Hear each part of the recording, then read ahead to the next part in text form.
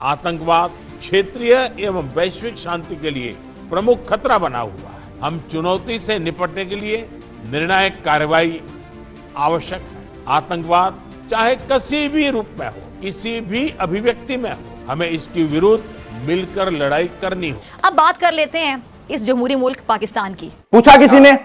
पूछा किसी ने? किसी ने नहीं पूछा। आलिम रहनुमा के साथ उनकी मुलाकातों की जो तस्वीर आई हैं, फुटेजेस आई हैं, सच पूछें दिल खून के आंसू रो रहे हैं।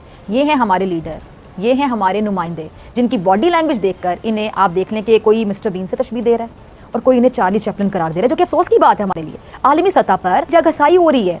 इंडियन मीडिया जो कि तनकीद का मौका नहीं जाने देता, पाकिस्तान पे तनकीद जब भी करनी होती है वो आगे होते हैं, वो हमारे वज़ीर आज़म की वीडियो शेयर कर रहे हैं। कुछ देश क्रॉस बॉर्डर टेररिज्म को अपनी नीतियों के इंस्ट्रूमेंट के रूप में इस्तेमाल करते हैं, आतंकवादियों को पनाह देते हैं। एससीओ को ऐसे देशों की आलोचना में कोई संकोच नहीं करना चाहिए। ऐसे गंभीर विषय पर दोहरे मापदंड के लिए कोई स्थान नहीं होना चाहिए। नहीं बात बैठेंगे प्लीज,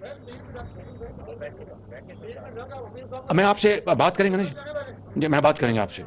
हमसे सब आगे निकल चुके हैं, हम पीछे हैं। हम सिर्फ इस वजह से पीछे हैं कि हमारे हुक्मरान ठीक नहीं है। बहुत आगे निकल गया वो, जितने भी ममालिक सब आगे निकल गए, सिर्फ हमारा पाकिस्तान ही पीछे रह गया। फ्यूचर क्या देख रहे हैं? ये बिक गई है गवर्नमेंट, अब गवर्नमेंट में कुछ नहीं है।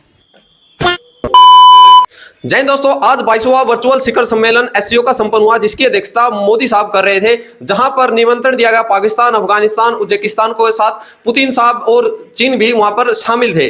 जिसमें प्रधानमंटरी मोदी साहब ने दो टूक में आतंकवाद के खिलाफ बात करते हुए प्रधानमंत्री पाकिस्तान के उनको आईना दिखाया और उनके मुंह पर एक तमाचा मारा कि बॉर्डर क्रॉस जो आतंकवादी कर रहे हैं उनको बख्शा नहीं जाएगा।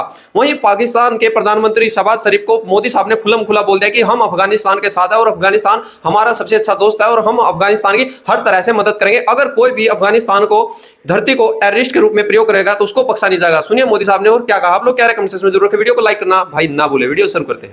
तो मैं आपके पाकिस्तान के प्राइम मिनिस्टर के लिए एक सामान लेकर आई हूँ, उनको बोलिएगा ये इस्तेमाल करने।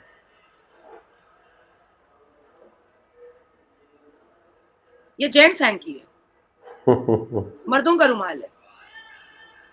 पहला कि मेरे भारत के प्रधानमंत्री के सामने बैठने से पहले शहबाज शरीफ को मुंह पोंछने की जरूरत है, क्योंकि गधा शेर के सामने बैठने से पहले हिचकिचाएगा।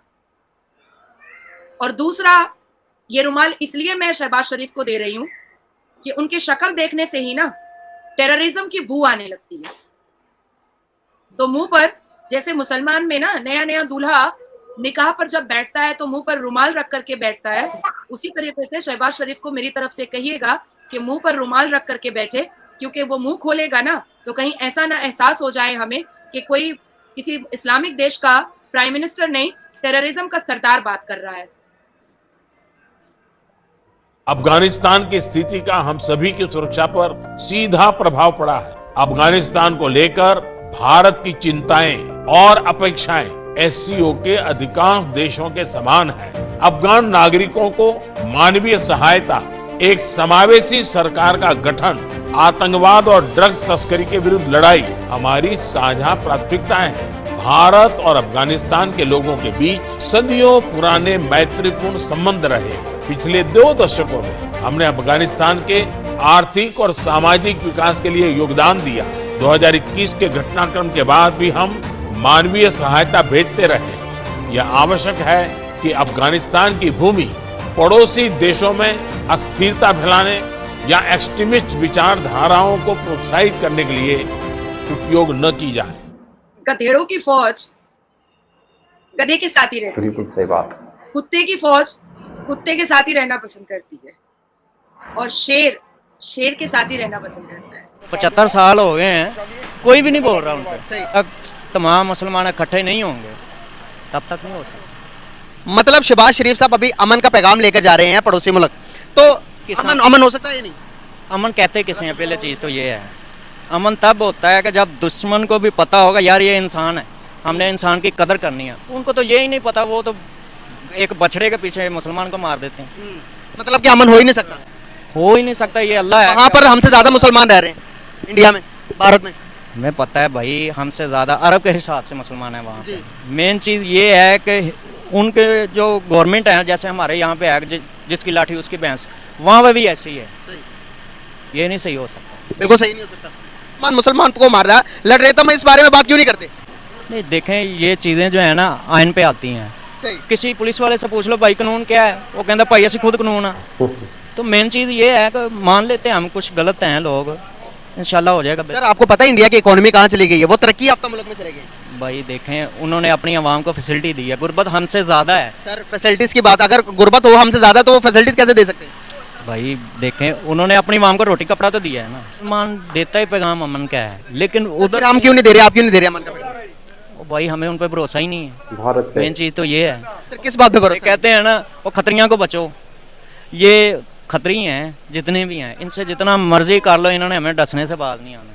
सर वहाँ पर अभी मैं आपको बता रहा हूँ तकरीबन 35 करोड़ के करीब मुसलमान रहते हैं। सर मानते हैं, लेकिन मेन चीज़ है अथॉरिटी किसकी है? हिंदू की।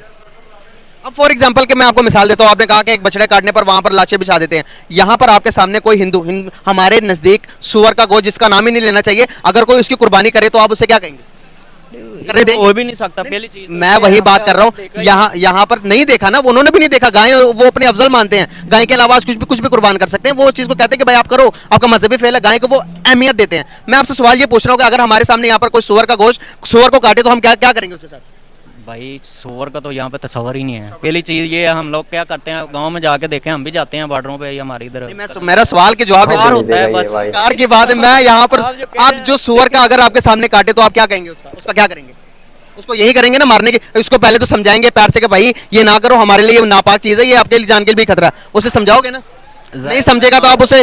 ये चीज मान रहा हूँ, लेकिन मेन चीज ये है कि उन्होंने अपने जो पब्लिक है ना, उनके खोपड़ी में चीज बैठा दी है कि भाई ये ही है आपका दुश्मन। मतलब आप बोरा में ढक लो औरत को, शरिया बोलेगा 4 शादी कर लो, शरिया बोलेगा हलाला के नाम पे प्रोस्टिट्यूशन करा लो, शरिया बोलेगा कि तुम छोटी छोटी बच्चे से निकाह कर लो, शरिया बोलेगा कि हिंदू को पकड़ करके बंदूक के गोली पर तुम उसको इस्लाम धर्म का कबूल करवाओ। तो ये बातें तो हमारे यहाँ नहीं हो सकती ना। तो आप लोगों ने देखी कि आज एससीओ का जो समिट था वहां पर वर्चुअल था, जबकि मोदी साहब ने इन सबकी पोल खोल कर रख दी। सभी के सभी आज पूरा का पूरे विश्व के जो महाशक्ति और महालीडर थे, सभी के सभी चुप होकर मोदी साहब के विचार सुन रहे थे कि किस तरह से भारत ग्रोथ कर रहा है, मेक इन इंडिया किस तरह से आगे बढ़ रहा है, कैसे आज विश्व है जो मेक इन इंडिया को देखते हुए भारत की तरफ नजरें टिका के रखा हुआ है। भारत की जो युवा शक्ति है उसको कैसे सभी के सभी, भारत की जो IT सेल है, ITs हैं, जो IT टेक्नोलॉजी है, सभी के सभी अपने देश को, सभी जितने भी विश्व में है, सभी ग्रोथ करना चाह रहे हैं कि भाई काश भारत के भी कोई भी हमारे यहाँ पर CEOs आए और हमारी कंपनी को ऊपर लेके जाए। तो आज जो SCO में जो मेन बात रही वो थी आतंकवाद को लेकर। एक मोदी साहब ने एक झूठ बोल दिया है कि भाई आतंकवाद और बातचीत एक मंच पर नहीं हो सकती। वहां पर पाकिस्तान के प्रधानमंत्री बड़ी चुप्पी साधे हुए चुपचाप सुन रहे थे, क्योंकि मोदी साहब के आगे भाई उनकी बोलने की औकात नहीं थी। आप लोग कह रहे हैं कमेंट सेक्शन में जरूर जय हिंद, जय भारत, जय श्री राम लिखना ना भूलें।